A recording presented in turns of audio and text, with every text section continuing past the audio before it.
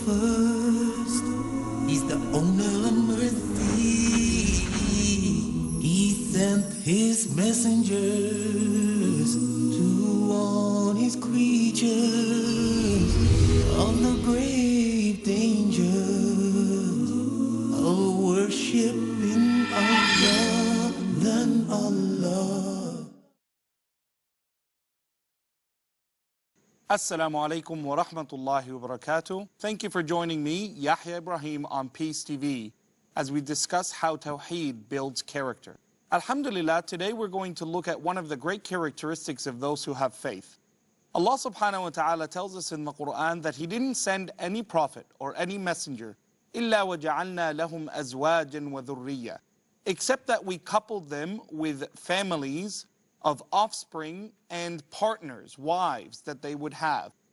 And therefore our great characteristic of study today is family comes first. Putting our family and loved ones as being an important part of our life. And that stems from our belief in Allah subhanahu wa ta'ala. We know from many statements of the Prophet sallallahu alaihi wasallam that he's shown a great preference for having his family in and around him, even in the most strange of circumstances. The Prophet ﷺ would draw lots between his wives as to who would accompany him even into battle, where they would join with him and the Muslim army as they marched across Arabia in defense and in the pursuit of Allah's reward subhanahu wa ta'ala. So the Prophet ﷺ laid a foundation and laid a tradition of treating our families, our children, our husbands, our wives with a great deal of love and honor and respect. And he linked how we live our life with our families as being a sign of our nearness with Allah subhanahu wa ta'ala. In the authentic hadith narrated by Imam al-Bukhari, the Prophet sallallahu alaihi wasallam says, خَيْرُكُمْ خَيْرُكُمْ لِأَهْلِ وَأَنَا خَيْرُكُمْ لِأَهْلِ. The Prophet sallallahu alaihi wasallam says, the best of you, the best of his ummah, the best of the community of the believers, the best of the nation within Islam, is the one who deals well and kindly with his family, i.e. in particular his wife and children, in particular her husband. وَأَنَا خَيْرُكُمْ لِأَهْلِ. And I, sallallahu alaihi wasallam, have shown you the best example, for I am the best in dealing with my family. And therefore you see the Prophet sallallahu alaihi wasallam links the attributes and the kindness that we display within our home, the relationship that we have with our family, spouses and children, as being a sign of our nearness and virtue before Allah subhanahu wa ta'ala. In other authentic statements, the Prophet sallallahu alaihi wasallam, he says directly to the Muslim man this time, أُوصِيكُم بِالنِّسَاءِ خَيْرًا. I remind you and I advise you and I command you to treat your women well. فَإِنَّكُمْ أَخَذْتُمُوهُنَّ بِكَلِمَةِ اللَّهِ. For you have taken governorship over them. You have taken a place with them. They have come and entered into your homes, and now they are under your protection, your guardianship. You are responsible for them, and you have accepted that great duty and responsibility by uttering mere words of qabiltu. I accept you as my spouse, and she accepts you as her husband, with the permission of the wali and your agreed upon contract and mahr, dowry. And as such, with those few words of acceptance before Allah subhanahu wa ta'ala, and in the witnessship of people who have verified the truth of your statement, you now become wed. So that what you would have done of any sexual nature previous to that would have been sinful, leading you to punishment in the dunya and in the akhirah. Just by uttering those words, it becomes virtuous and a place where you earn a reward from Allah subhanahu wa ta'ala. Allah subhanahu wa ta'ala has given us in detail in the Quran each and every example that we are to conduct our life with. Allah subhanahu wa ta'ala tells us in Surah Al-Kahf, ضَرَبْنَا لِلنَّاسِ فِي هَذَا الْقُرْآنِ مِنْ كُلِّ مَثَلٍ. We've given to mankind an example of any situation that they will encounter in life. And if we look at this concept of family relations, you find that true to the fact.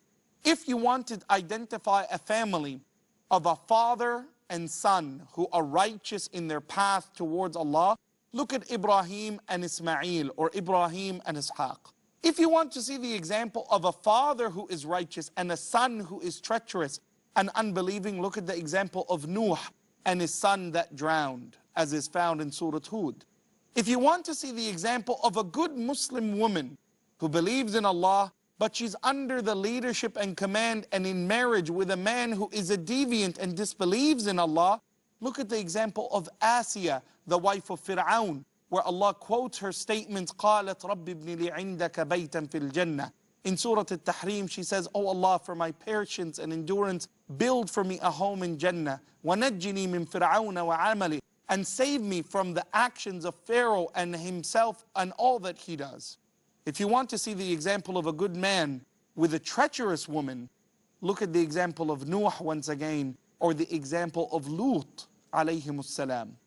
If you want to see the example of an orphan or an adopted son, a son who didn't have his own father and mother looking after him in direct contact with him all of the time of his life, you can find the example of Muhammad sallallahu alayhi wasallam. If you want to see the example of an adopted son who's raised by a tyrannical, disbelieving father, look at the example of Musa under Fir'aun. If you want to see the example of a righteous family from its beginning to its end, you can look at many of the examples of the prophets of Allah. You can look at the example of a father passing on dominion and kingship and religious knowledge to his son in Dawood and Sulaiman.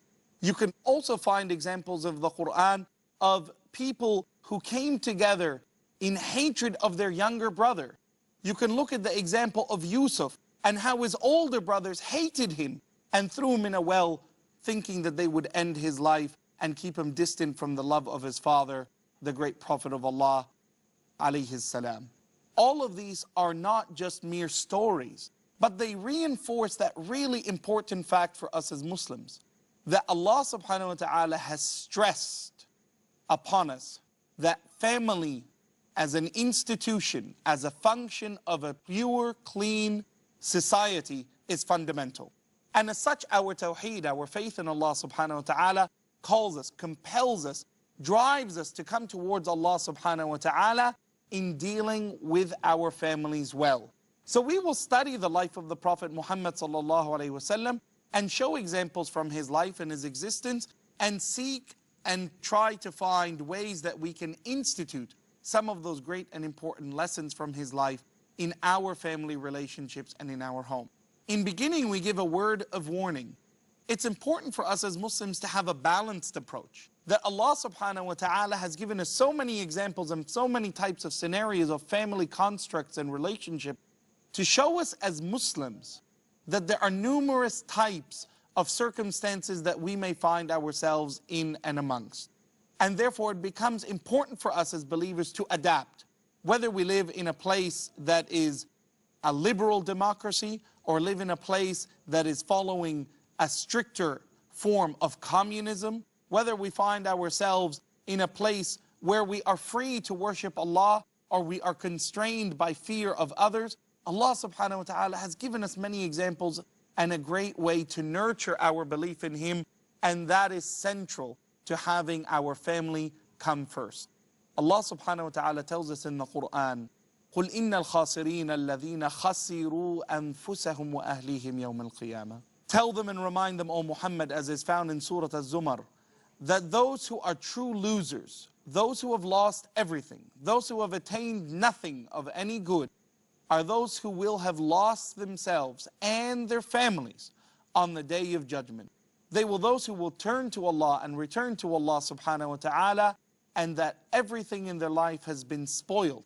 Whether they were the richest of the rich, the most educated of mankind, if they come back to Allah in a state of heedlessness and have not benefited as a family or as individuals from the tawheed that they have, then they are losers and have been lost.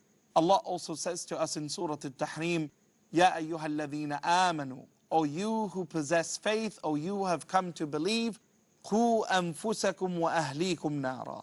Protect yourself and then your family from the tormenting punishment of the fire. That this fire, that this punishment of Allah subhanahu wa ta'ala is not just a statement of warning to you, but ahlikum, and your families. So it becomes an obligation and responsibility for each and every one of us to look out for the interests of our children, the interests of our spouse, our husband, our wife, because how we interact with Allah subhanahu wa ta'ala in that family situation is very relevant to our individual belief and tawheed in Allah subhanahu wa ta'ala. I wish to also remind myself and you of the important ayah in the Quran where Allah subhanahu wa ta'ala says in Surah An-Nisa, فَلْيَخْشَ الَّذِينَ تَرَكُوا مِنْ خَلْفِهِمْ ذُرِّيَّةً ضِعَافًا خَافُوا عَلَيْهِمْ فَلْيَتَّقُوا اللَّهَ وَلْيَقُولُوا قَوْلًا سَدِيدًا.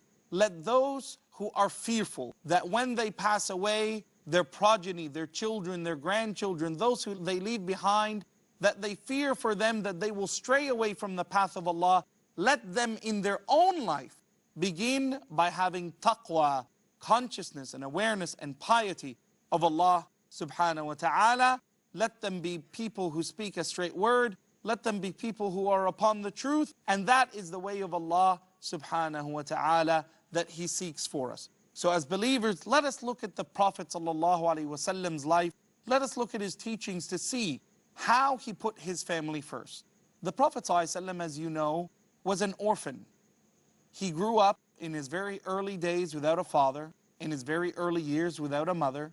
A little bit later of his years grew up losing his uncle, losing his grandfather, and he was left up to the mercy of Allah subhanahu wa ta'ala. And Allah tells him in one of the first chapters revealed to the Prophet sallallahu alaihi wasallam, after having been given that initial revelation of Iqra bismi rabbika alladhi khalaq, Allah subhanahu wa ta'ala says, وَالضُّحَى, by the dawn breaking. It's a new morning, it's a new beginning, it's a new day for you, O Muhammad. Your family now are going to be the family of believers, the people of faith, the people of truth. مَا وَدَّعَكَ رَبُّكَ وَمَا قَلَى. Your Lord did not leave you or forget you, sallallahu alaihi wasallam. You are now going to be given a new mission to teach this great ummah. And in seeing the Prophet sallallahu alaihi wasallam in that light, we will grow in appreciation for his techniques of raising up a family. For you and I are all a part of the family of the Prophet Muhammad sallallahu alaihi wasallam. After this short break, we'll learn about how he put his ummah first, sallallahu alaihi wasallam. Please join us again after this short break.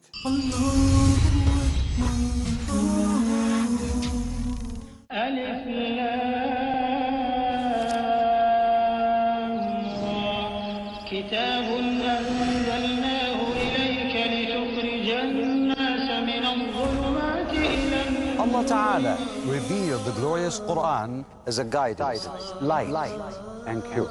إن هذا القرآن يهدي للتي هي أقوم. But have we understood this great book as Allah wants us to do?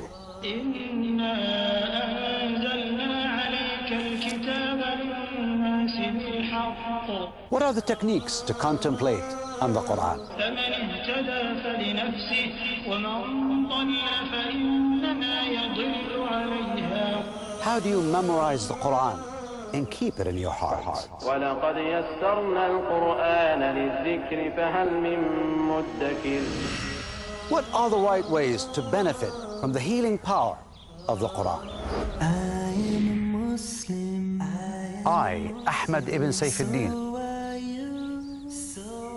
will answer these questions and more in my series, The Etiquettes of Dealing with the Glorious Quran, here on Peace TV. Perceive the parameters which make the understanding of the Quran crystal clear in The Etiquettes of Dealing with the Glorious Quran, every Monday at 7 p.m. and repeat telecast at 12 p.m. India on Peace TV.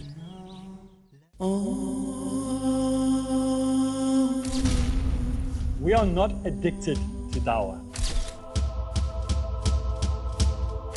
Addiction implies a short-term fix. One doesn't need to get into the zone to talk about Islam. You do dawah because it is a natural result of your commitment to Allah. If you don't talk, people are going to walk.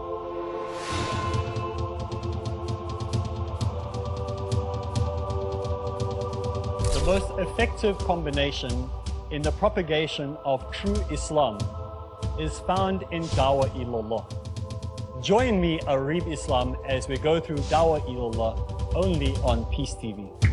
Follow the tips to make the task of Dawah result-oriented in Dawah Ilallah, next on Peace TV.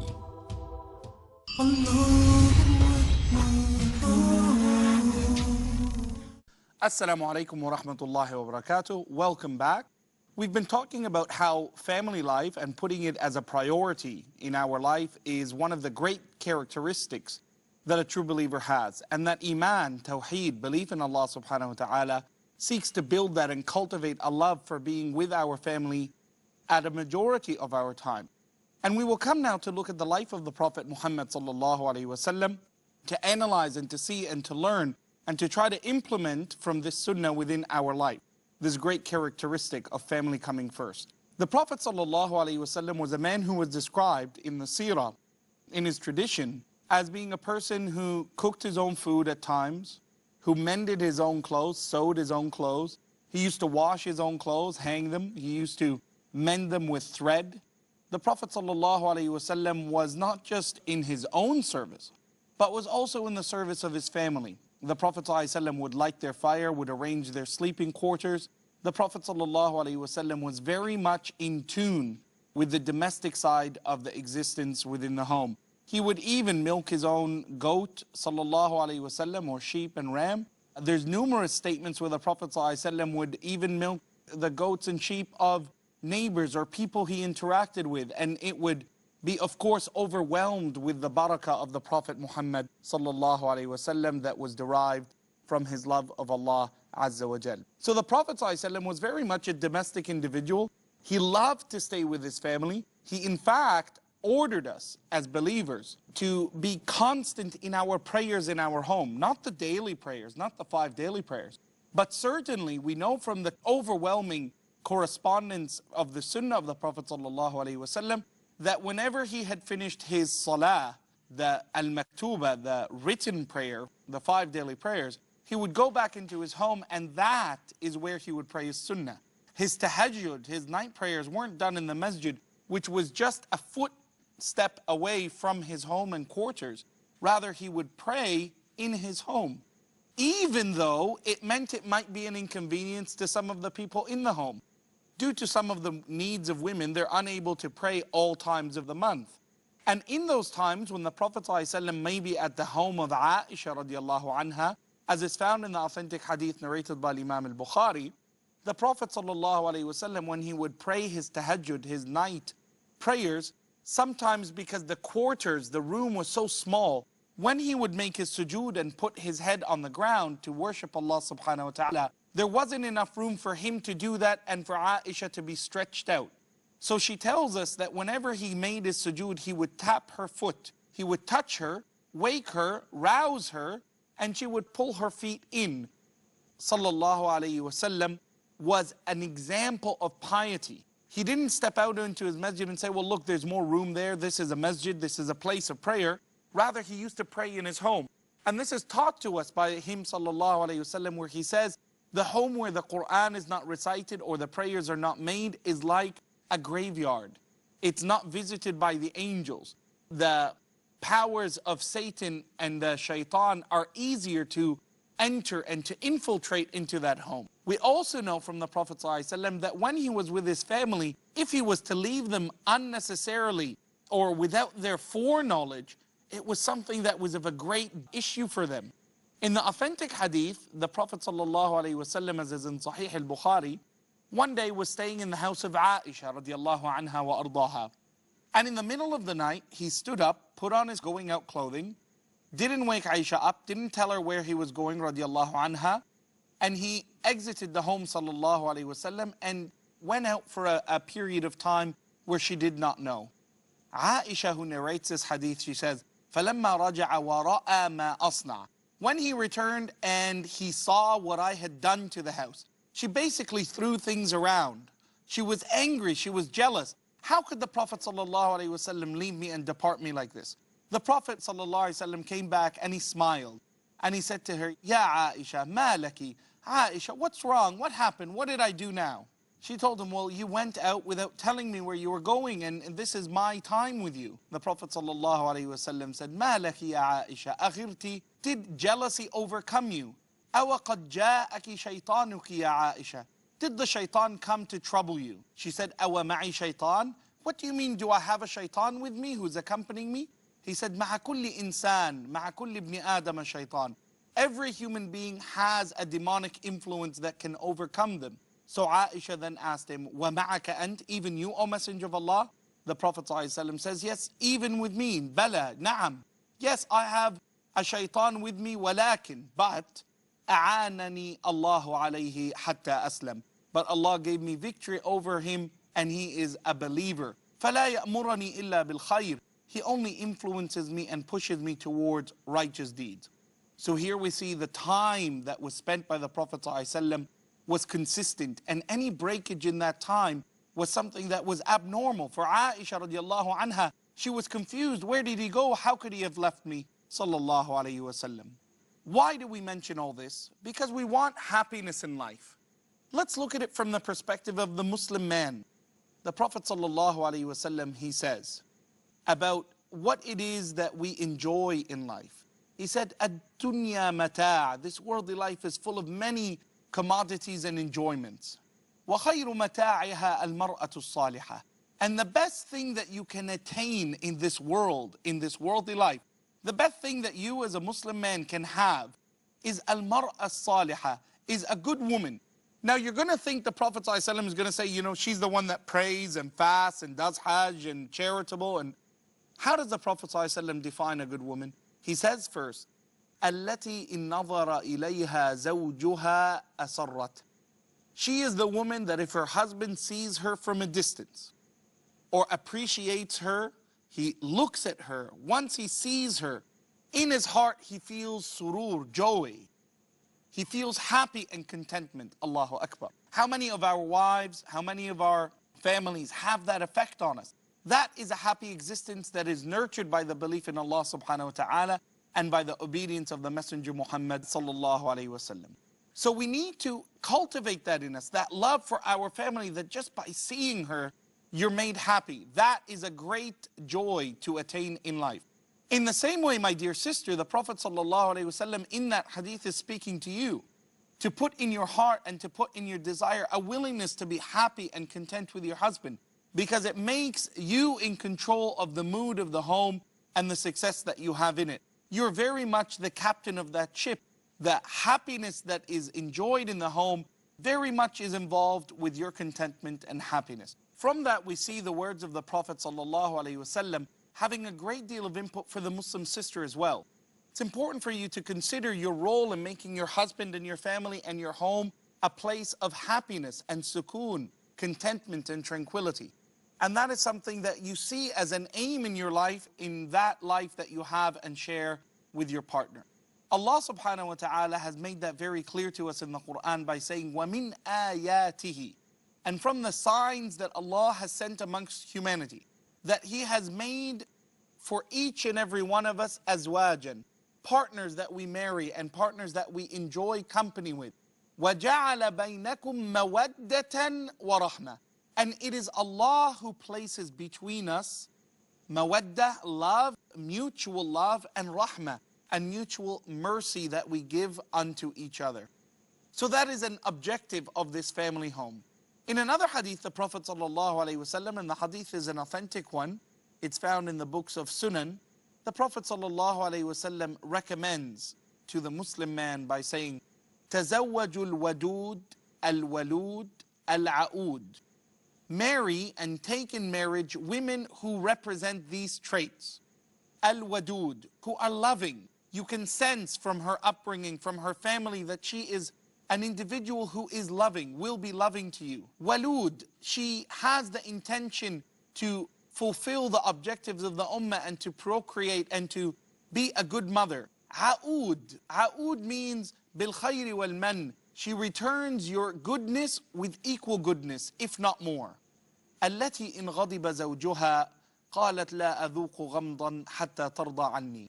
In another hadith, التي إن غضب زوجها وضعت يدها في يده وَقَالَتْ لَا أَذُوقُ غَمْضًا حَتَّى تَرْضَى عَنِّي. She's the type of woman, the Prophet ﷺ says, that if her husband is angered for whatever reason, she says to him after putting her hand in his hand, I will not sleep tonight until we have made up and you are pleased with me again. Subhanallah. Those are ideals and characteristics that we seek. But what does Allah subhanahu wa ta'ala afford the Muslim woman? وَلَهُنَّ مِثْلُ الَّذِي عَلَيْهِنَّ بِالْمَعْرُوفِ. Abdullah ibn Abbas teaches us simply that what we have asked of our wives as men, we must be willing and prepared to give to them.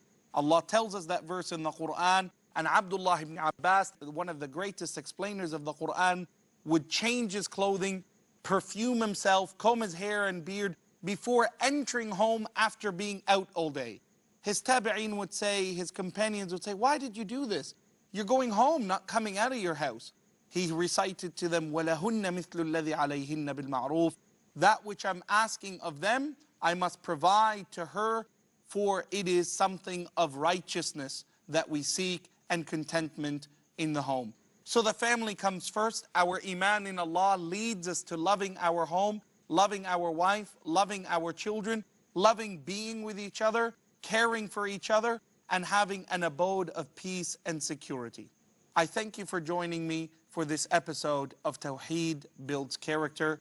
Wassalamu alaikum wa rahmatullahi wa barakatuh.